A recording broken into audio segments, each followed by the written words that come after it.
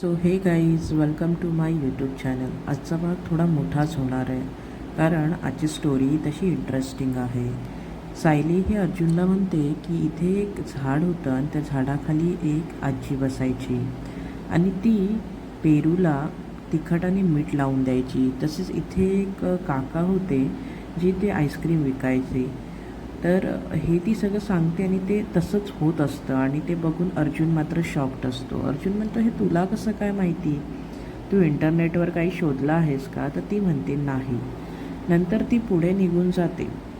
त्यानंतर इकडे मात्र प्रिया खूप टेन्शन घेऊन बसलेली असते. तिला डॉक्टर चेक करतात आणि म्हणतात तिचं डाएट जरा प्रॉपर करा.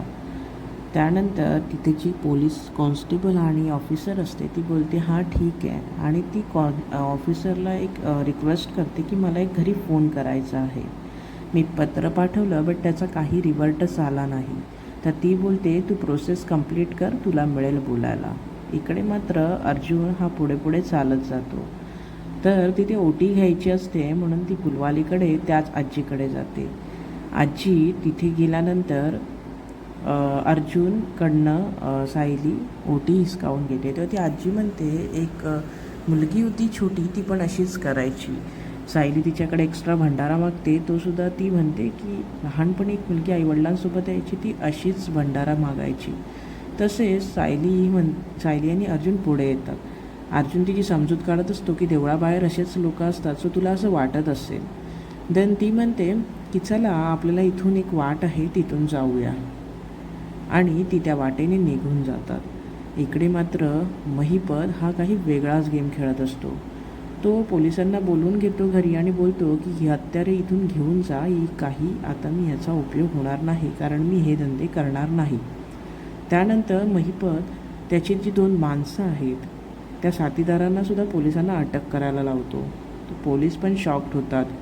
तो त्या पोलिसांना बोलतो की साहेब हे बघा की ह्या लोकांनीसुद्धा खूप गुन्हे केले आहेत आणि आता यांना यांच्या चुकीची शिक्षा मिळालीच पाहिजे. तर पोलीस बोलतात की असं आम्ही त्यांना अटक करू शकत नाही, गुन्हा दाखल झाल्याशिवाय काहीच करता येत नाही. महिपत बोलतो की मी स्वतः गुन्हा दाखल करतो, यांना यांच्या चुकीची शिक्षा मिळू दे. सचिन मात्र संभ्रमात पडतो की नक्की काय, हा महिपत चुकण्यासाठी गोड वागत होता हे ठीक आहे, पण आता याला काय झालं, हा अचानक असा का वागतोय? सेम प्रश्न पोलीस ऑफिसरला पडतो. तर महिपत म्हणतो की आता आपण असे काही धंदे करायचे नाहीत, जे देव आहे तो माझ्या असाच पाठीशी राहील. पुढे पुढे चालत जातात आणि चालत गेल्यानंतर सायली अर्जुनला म्हणते इथे एक पहिला इच्छापूर्ती गणेश मंदिर होतं, तर ते आता काही दिसत नाही आहे आणि सायलीला सारखा तिचा भूतकाळ आठवत असतो. त्यानंतर ते अर्जुनला बोलते की मला इथे बघावंच लागेल, इथे एक गणपतीची मूर्ती आहे. आणि त्यानंतर ती तिथे खाली बसते आणि ती मूर्ती शोधण्यासाठी म्हणून प्रयत्न करू लागते. त्यानंतर तिला मदत करणारा अर्जुन, तो करणारा तिच्यासाठी जे काही कष्ट घेतो ते बघून सर्व लोक बोलतात की अरे किती चांगला नवरा मिळाला हिला. त्यानंतर दोघं मिळून पूर्ण ते क्लीन करतात आणि तिथे एक गणपतीची मूर्ती सापडते. त्यानंतर सायली तिथे देवाला अगरबत्ती लावते. तर तिथला एक माणूस म्हणतो ताई आम्ही इतके वर्ष येतो पण आम्हाला कधी दिसलंच नाही हो हे मंदिर. बरं झालं की तुमच्यामुळे आम्हाला देवाचं दर्शन झालं. त्यानंतर सायली पाया पडते आणि तिथून ती पुढे निघते. पुढे निघताना अर्जुनही सगळं सामान वगैरे घेतो आणि पुढे निघतो. इकडे मात्र सर्वजण जेवायला बसण्यासाठी येतात आणि कल्पना विचारते विमलला की अजून पूर्णाही आला नाहीत. तर ही बोलते की विमल बोलते की पूर्णाही येतच आहे.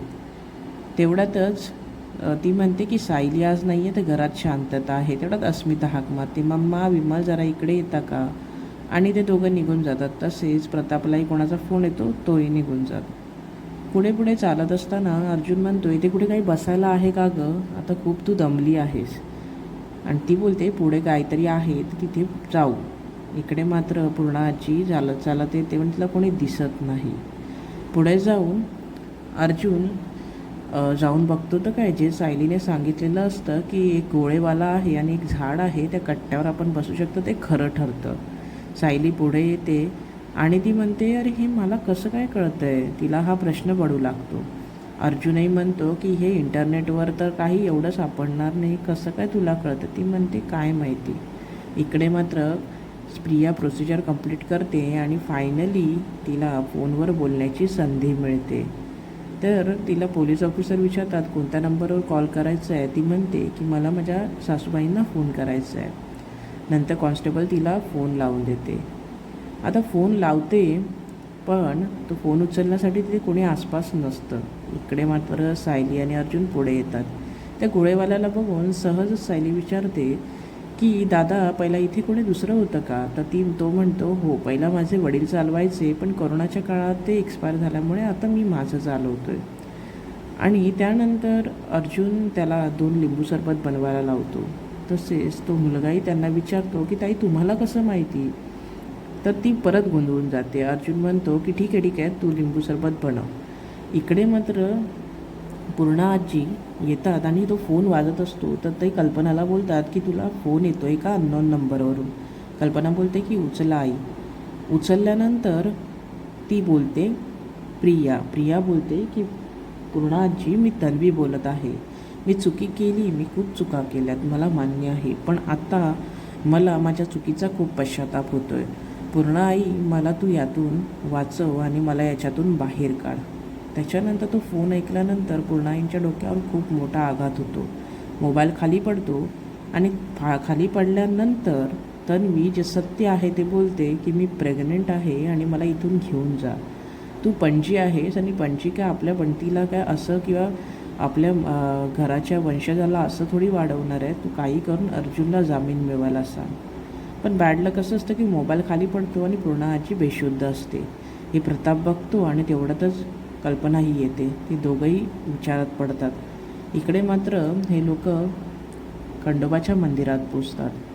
अर्जुन देवाला हात जोडून म्हणतो की मला तू खूप चांगली भेट दिली आहेस. तसेच सायली देवाला हात जोडून नमस्कार करते. इकडे अर्जुनला फोन येतो म्हणून अर्जुन बाहेर जातो. सायली विचार करत असते की नक्की माझ्यासोबत घडतंय तरी काय. आणि तिला वेगवेगळं आठवत असतं. तिचं लहानपण तिला दिसत असतं. लहानपणी ती तिच्या आईवडिलांसोबत याच मंदिरात आली होती, इथेच भंडारा उडवला होता, हे तिला थोडं दुकट दिसत असतं. तेवढ्यातच तिलाही फोन येतो आणि तिला प्रतिमाचा फोन येतो. प्रतिमा म्हणते सायली तू कुठे आहेस गं, मला ते गर्भसंस्काराचं पुस्तक सापडलं आहे, तुला द्यायचं होतं, घरी असशील तर मी घरी येते. तर ती म्हणते नाही मी आपल्या कुलदैवतेला आले. तर प्रतिमा तिला बोलते या कुलदैवतेला तन्वी आणि आम्ही खूप वेळेस गेलो आहे. तन्वीचा हट्टच तसा असायचा की तिला तिथे जायचंच असायचं. असं सांगून ती काळजी घे म्हणून फोन ठेवते. इथे सायली मात्र संभ्रमात पडते की तन्वी इथे येत असेल पण माझा तिच्याशी काय संबंध आहे हे तिला कोडच उलगडत नाही. ती देवाला प्रार्थना करते की मला काहीतरी क्लिऊ दे. तेवढ्यातच ती देवाला हात जोडून असताना मागून एक धनगर रूपी खंडोबाचा अवतार असलेला माणूस येतो आणि तो खंडोबाच्या नावानं चांग भलं येळकोट येळकोट जय मल्हार असं म्हणत पुढे येतो आणि तिला म्हणतो की तुझ्या मनामध्ये जो काय घालमेल चाललेली आहे, जो काय घोळ चालला आहे तो लवकरच उलगडेल. तू सत्यापर्यंत पोचशील. तुझ्या बालपणीच्या ज्या आठवणी आहेत त्या पुन्हा तुला या वयात जगायला मिळतील. आणि तो तिला आशीर्वाद देऊन एक खोबऱ्याची जी वाटी असते ती तिच्या हातात देऊन निघून जातो.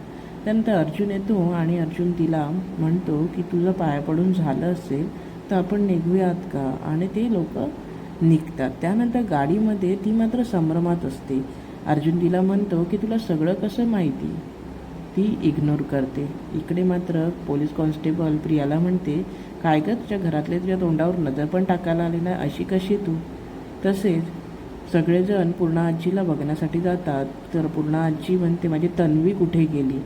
पण ती म्हणते ही काय तुझी तन्वी. तर ती सांगते ही तर माझी सायली आहे, ही तर लाडकी आहे, पण तन्वी नक्की कुठे गेली आहे. बघूयात पुढच्या भागामध्ये नक्की काय होतं. आणि तुम्हाला हा व्हिडिओ आवडला असेल तर चॅनलला सबस्क्राईब करा, व्हिडिओला लाईक करा आणि कमेंट करायला विसरू नका. व्हिडिओ बघितल्याबद्दल सर्वांचे खूप खूप आभार.